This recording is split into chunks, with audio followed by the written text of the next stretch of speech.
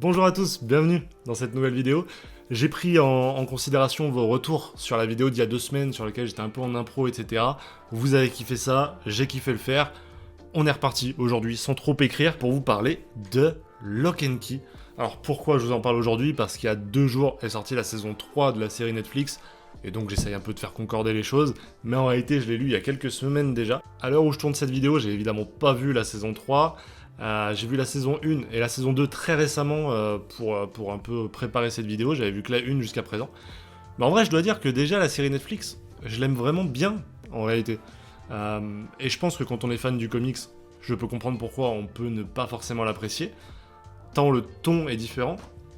Mais en réalité, c'est déjà une bonne série, je trouve, qui adapte pas l'ambiance et le ton évoqués par l'auteur, mais déjà, il y a un certain respect de l'histoire, en tout cas dans la saison 1. Donc, ma foi, on est sur une adaptation semi-fidèle, mais qui donne une bonne série. Donc, déjà, je partais sur un a priori de « Ok, j'aime bien la série, le comics a l'air meilleur, ça peut vraiment me plaire. » Vous m'avez littéralement forcé à lire Lock and Key, le tome 1. Je pense évidemment à Kameo Bunga, qui m'en parle depuis 1 an et demi déjà de lire Lock and Key, parce qu'il est ultra fan.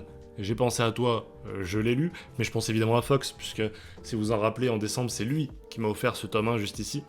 Donc évidemment, merci vous deux, et merci le chat tous les jours de me demander de lire Lock and Key. C'est chose faite, mais juste avant de vous dire ce que j'en ai pensé, de quoi est-ce que ça parle? Lock and Key va nous raconter l'histoire des Locke. Hein, c'est une famille qui vient de perdre le père de famille dans un événement assez brutal, et pour se remettre un peu, pour faire leur deuil, ils vont décider d'emménager dans la maison familiale de leur père, là où il a passé sa plus tendre enfance, qui s'appelle Key House, hein, c'est ce manoir juste ici. Et Key House, il a une particularité, ce manoir, c'est que il a des clés en son sein qui sont assez particulières, qui ont des pouvoirs magiques, et on va suivre un peu les mésaventures des personnages face à un nouvel antagoniste qui arrive. Contrairement à ce que j'avais pu faire, notamment sur Umbrella Academy, là j'ai pas lu tous les tomes. J'hésite à m'acheter le compendium, encouragez-moi. Mais j'ai lu que le tome 1, et je dois dire que déjà mon avis sur le scénario, c'est que j'ai pas été très surpris. Parce que, comme je vous disais, la saison 1 de la série Netflix, elle est quand même assez fidèle aux comics. Le meurtre, l'emménagement, découverte des clés, les clés qui sont assez similaires aussi, même si pas mises en scène de la même manière. Donc en termes de scénario, j'étais pas trop surpris, je pense que c'est un bon point et un mauvais en même temps, mais là-dessus, c'était pas trop ça la grande surprise. Et en même temps, le scénario de la saison 1 et du tome 1, c'est bien le seul point commun entre les deux, parce que sinon, il y a rien à voir en fait. Les personnages, dans leur caractère, sont pas du tout faits de la même façon. Le ton et l'ambiance, je trouve que c'est ça qui change le plus, c'est que c'est très violent en fait dans le comics. Je pense notamment au personnage de Sam, qui est donc responsable du meurtre du père.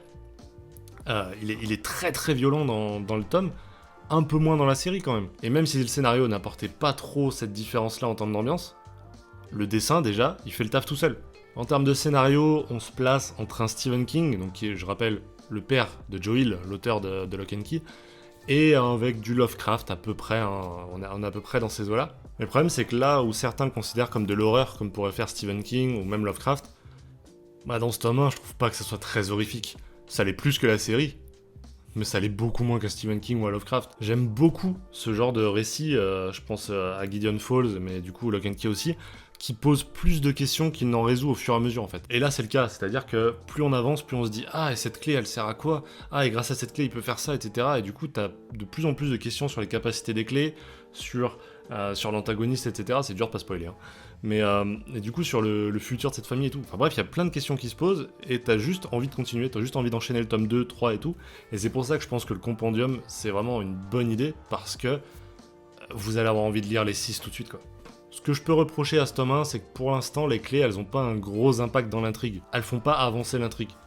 Elles sont là, c'est trop cool, et c'est le point un peu original du bouquin, mais pour l'instant, c'est pas non plus le truc qui sert à faire avancer l'histoire.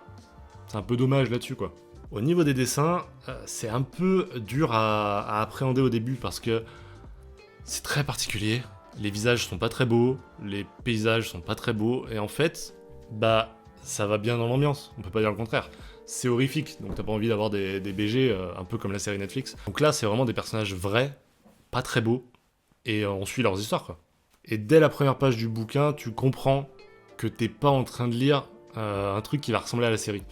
T'es vraiment sur un autre ton, et je trouve que c'est vraiment ça qui fait toute la différence. C'est le dessin, c'est l'ambiance, c'est les couleurs. Et tout de suite, ça respire l'angoisse. Et c'est plus ça, c'est pas un récit horrifique, mais c'est un peu angoissant. Tu sens que tout le long, quand ils utilisent les clés, ou même dans des regards, dans des silences, tu sens qu'il y a un truc louche qui plane au-dessus d'eux.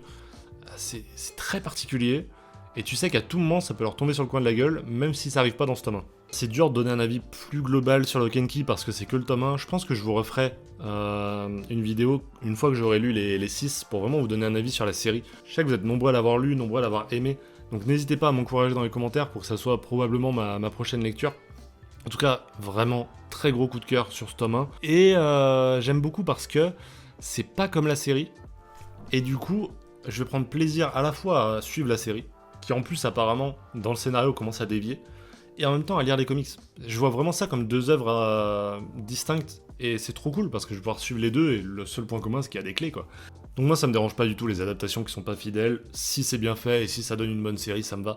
Donc pour le coup, je vais suivre les deux. J'espère que cette vidéo vous aura plu les amis, moi ça m'a fait un bien fou de vous en parler et puis surtout de lire Lock and Key. Je vais enchaîner sur le tome 2 ou sur le compendium, je sais pas trop, ça me fait chier d'avoir un doublon sur le tome 1, mais bon, quand on veut tout lire, c'est les risques. On se retrouve la semaine prochaine pour une nouvelle vidéo, profitez bien de la fin de votre été, d'ici là les amis, portez-vous bien, c'est le plus important, ciao tout le monde.